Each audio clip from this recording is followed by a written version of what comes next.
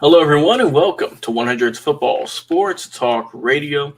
I'm your host, Logan Landers, and today I'm doing a 2022 team preview for the Wake Forest Demon Deacons. So, if you enjoyed this video or this episode of the podcast, please be sure to like, comment, share, and subscribe for more football content.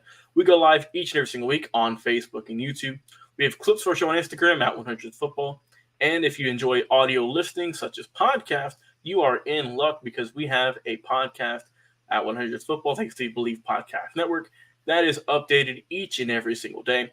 One, if not more, episodes you can listen to about your favorite team, coach, player, prospect, etc., etc. And if you have a suggestion for an upcoming episode that we haven't done, please put it in our comments, and we will be sure to put it in our rotation for a future episode down the line.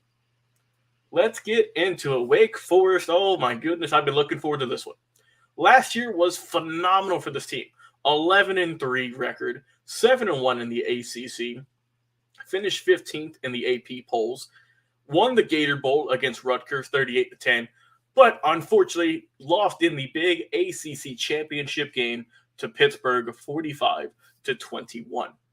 But when you look at Wake Forest, I mean, in recent years, they've been iffy, they've been, a little bit subpar, a little bit below. But this past year was a breakout year for Wake Forest, and I am glad to see it. I'm a big fan of it. Let's talk about this team.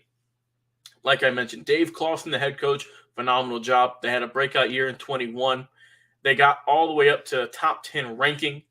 They won the Atlantic Division title. They got 11 wins. So they are going to be also coming back with a bunch of players who have a lot of starting experience. And they add a big transfer, Kobe Turner, FCS second team All-American last year at defensive tackle.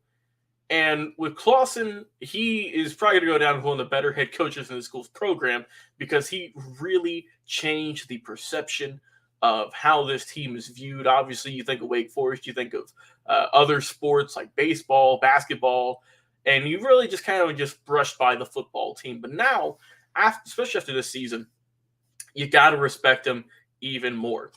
And you got to respect this offense, too. Under Warren Ruggiero, the offensive coordinator, averaged at least 30 points a game in each season since 2017 as well. Last year, they averaged 41 points a game, which is fourth, not in the ACC, but in the nation.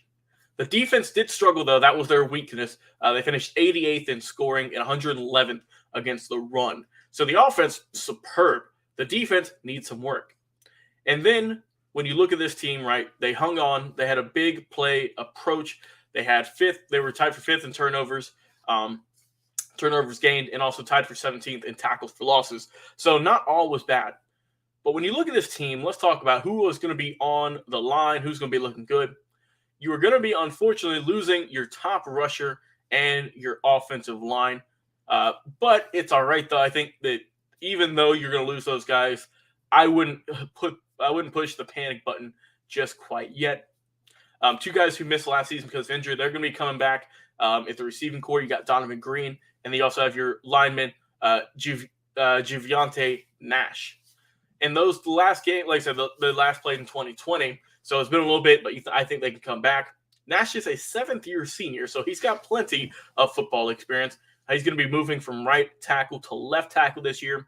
Near four offensive linemen, they led by third-team All-ACC guard Sean Magadan. So I think the O-line will be fine. I think they'll be it'd be nice to see Nash coming back, and also Green at the receiving slot. As for the rest of the team, one thing that they are going to have to figure out is depth. They look good on paper, the 1 and 2s, right? But the depth is what really could be a downfall if injuries come into effect potentially. But I think they'll be fine in that regard. Looking at the quarterback situation, Sam Hartman, plenty of experience, right? He's been there for quite some time. Was third in the nation in points responsible for last year and threw for a whopping 4,228 total yards. Sixth most, not just in the ACC last year, not just in 2021, 2020. Sixth most in ACC history. Phenomenal. But I will say, though, in the big moments, he has struggled at times, so he's just got to get that clutch gene, start working on it, and I think he'll be good. I think that Hartman, like I said, he'll have a good year. You found some guys. You got your boy A.T. Perry. He found him 71 times last season. And also, like I said, with Green coming back, I think they'll be explosive at the receiver slot. And like I said, you got Taylor Morin, who's got 43 catches. He'll get some more this year, I think. And then also potential breakout candidate in Keyshawn Williams, who had 27 catches this past year. The backfield, the running back's going to kind of be a committee of sorts again.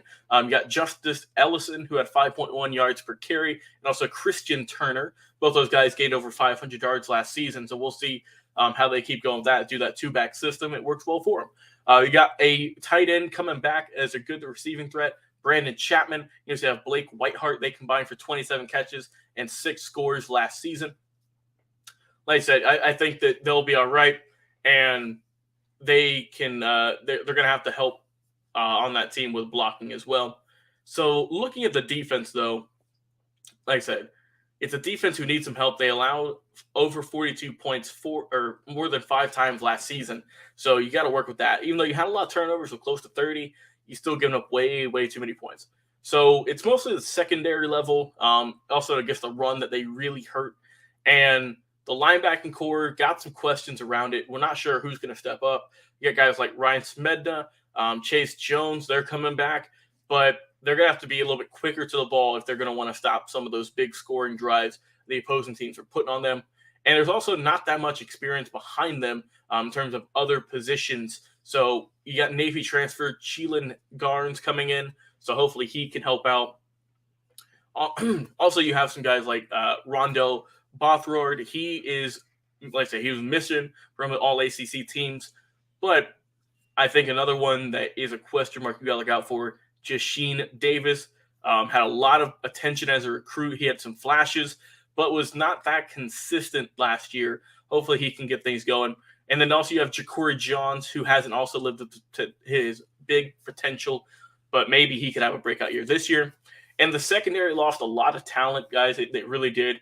Gotta hope they can stay healthy. They have a chance to be solid. Gavin Holmes, Kalen Carson, both those guys are looking solid. You have safety Malik Mustafa. They both showed, all three of those showed some big play potential, especially Mustafa, who was a true freshman last year. You also have a walk-on Nick Anderson, had a disappointing year. Hopefully he can bounce back after a strong 2020. So looking at the team, offensively, I think they'll be all right. The defense still worries me, though. It does, because even though you've lost some guys, you've got some transfers, you got some guys coming back with more experience now, it's still it was a little bit too rough for me last year with this team, with how many big drives, big points they gave up on a too consistent basis. So looking at this team, before I give a final kind of win total, let's look at their schedule. They got VMI week 1, Vanderbilt, Liberty, Clemson, September 24th, Florida State October 1st. They got Army. They're off. They have a bye week October 15th. They got Boston College, Louisville, NC State. Then they have North Carolina, Syracuse, and then you round out the year with Duke. So I think this team will be solid once again. I think, like I said, they had a really good year last year. I expect them to lead or at least be top 5 probably again in terms of offense. But the defense is still a tricky scenario for me. I don't know if they're going to have quite the same success last year of 11-3. I could see them potentially getting, maybe 8 to 10 instead of that 11, maybe just a game shy.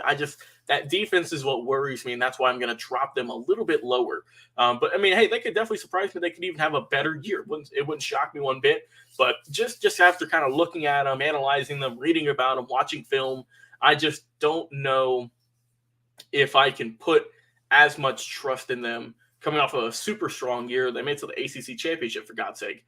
But they could maybe get back. They really could. It just depends on that defense. Like I said, this is just a team preview. These guys aren't even close to getting on the field yet. That's all they start football in September. So, I mean, it's going to be a little bit. But, hey, that's what we're here for, to do a bunch of team previews on all the teams super early. Like I said, we're doing this in July. We're still a few months away from football even kicking off. We've already done pretty much all of the NFL teams. We have a playlist on YouTube. Go check that out. And we're also, like I said, we have a playlist for all the NCAA teams as well that we're going to be adding to each and every single week with multiple videos talking about each team and all the big conferences. So don't worry. We haven't got to your team yet, or if you want us to bump your team up, put it in the comments and we can get it in there sooner rather than later. I've been your host today, Logan Landers. Be sure to check us out, like I said, each and every single week, Facebook, YouTube, and of course, go download the podcast, go subscribe, turn on notifications so you don't miss a single episode because it is updated each and every single day. Have a tremendous day, everyone, and we will talk to you again on another live episode of 100 Yards Football Sports Talk